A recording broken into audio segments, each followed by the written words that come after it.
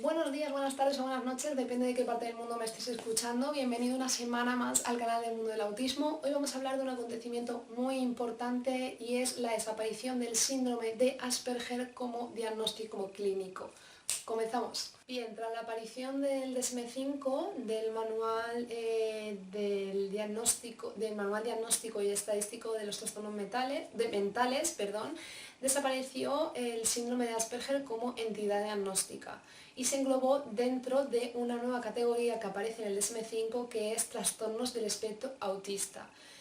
¿Esta categoría no ha estado siempre? No. En el DSM-4, que he revisado, que es el anterior a la nueva edición del DSM-5, el DSM-4, tanto el trastorno del espectro autista como el síndrome de Asperger, los dos estaban incluidos dentro de trastornos generalizados del desarrollo, tanto con el síndrome de Rett como el desintegrativo infantil.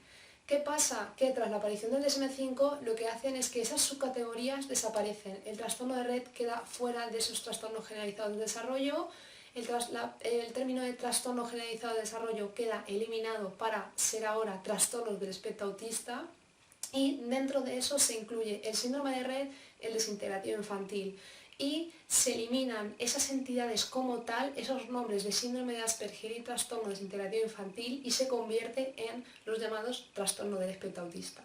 Se eliminan estas denominaciones de síndrome de Asperger y trastorno desintegrativo infantil porque la mayoría tenían muchas características en común y simplemente les diferenciaba una característica para diagnosticar uno u otro. Como ya sabéis, estaba el síndrome de Asperger y el trastorno de espectro autista, en que se basaba para diagnosticar uno u otro. Pues en el trastorno de espectro autista había alteración en el lenguaje y en el síndrome de Asperger no había alteraciones en el lenguaje. El niño adquiría el lenguaje a la edad donde los niños con desarrollo normal adquieren el lenguaje, alrededor de los 2 años. ¿Qué pasa? Que esto desaparece, como ya bien he dicho, y el DSM-5 crea, en el DSM-5 aparecen 3 grados para clasificar los grados de severidad en 3 grupos.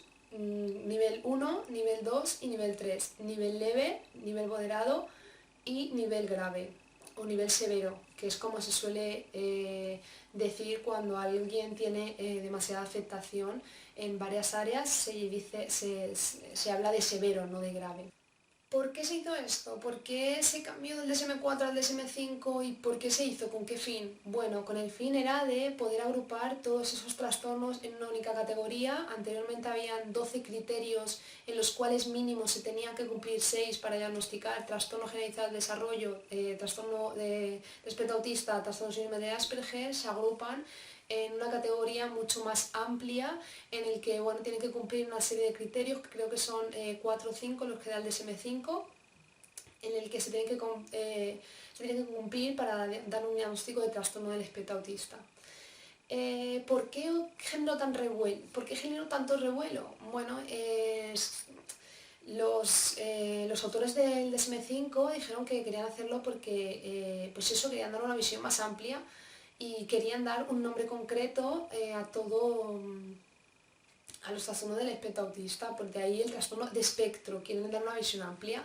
¿Qué es lo que pasa? Pues que él lo hizo para que todos se incluyesen dentro de los trastornos del espectro autista, pero hay mucha gente que estaba en contra porque pueden haber personas que no cumplen con esos criterios que se exponen en el DSM-5 y que queden fuera de servicios sanitarios que probablemente con el DSM-4 no estarían excluidos. Por lo tanto, estas personas quedarían fuera de esas ayudas que se les da a las personas que tienen un diagnóstico de trastorno del espectro autista o que tienen el grado de discapacidad. También se planteó la idea de qué pasa con las personas que ya tienen un diagnóstico de síndrome de Asperger con anterioridad a la aparición del DSM-5. Bien, pues seguirán teniendo un diagnóstico de síndrome de Asperger, solo que a partir de ahora los nuevos casos diagnosticados no se podrá diagnosticar, no se podrá poner el nombre de síndrome de Asperger, sino trastorno del espectro autista.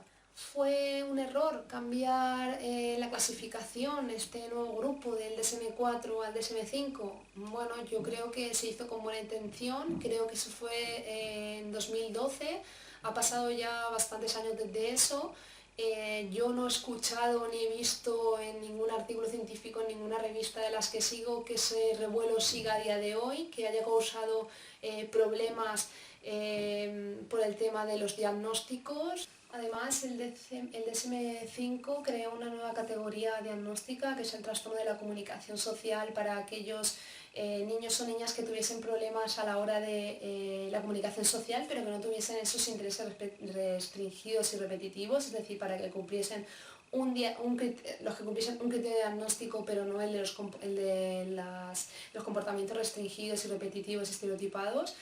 Y bueno, ¿fue un error o no fue un error hacer este cambio de clasificación? Bueno, lo que yo creo es que esto es algo que pasó en 2012, hace mucho tiempo.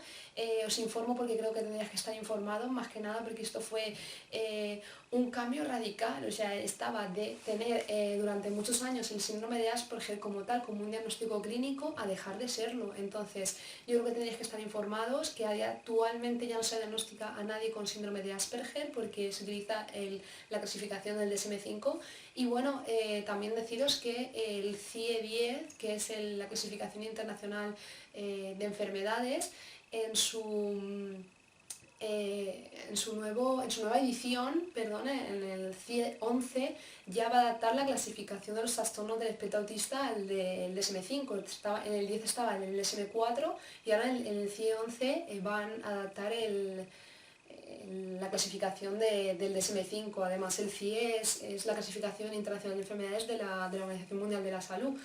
Así que nada, bueno, espero que os haya gustado mi vídeo, darle muchos likes, muchos me gusta, suscribiros a mi canal, darle a la campanita si todavía no lo habéis hecho. Seguro que no os vais a perder información interesante, información muy valiosa sobre el trastorno del espectro autista. Ponedme algún comentario si os ha gustado, no os ha gustado, qué sugerencias, qué opináis, qué creéis sobre esta nueva clasificación. No, la verdad es que fue en 2012, fue hace mucho tiempo, pero como os he dicho, yo os tengo que tener informados. Y por eso quería contároslo. Así que nada, ya sabéis que también podéis escribir algún comentario a jessica@elmundoautismo.com.